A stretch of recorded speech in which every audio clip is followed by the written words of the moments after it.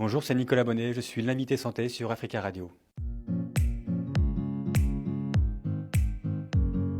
L'alcoolisme, autrement appelé l'alcoolodépendance, c'est avant tout l'impossibilité de s'abstenir de consommer. Donc c'est autrement dit l'obligation de consommer tous les jours pour éviter les signes de manque ou les signes de sevrage. Alors la dépendance, elle a deux dimensions. Elle a une dimension physique avec du coup une douleur physique à l'arrêt de la consommation ou quand on ne consomme pas, et une douleur psychologique aussi qui nous pousse à reconsommer tous les jours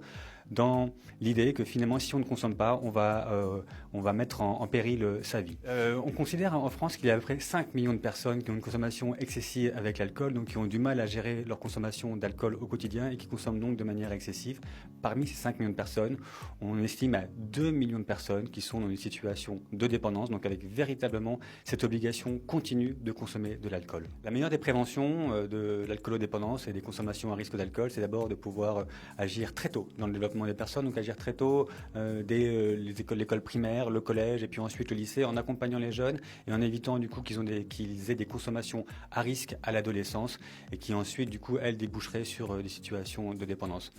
La deuxième action qu'on peut faire, c'est de permettre à l'ensemble de la population de s'auto-évaluer régulièrement grâce à des auto-questionnaires comme le questionnaire Audit par exemple, qui vous permet de façon annuelle d'estimer votre niveau de consommation.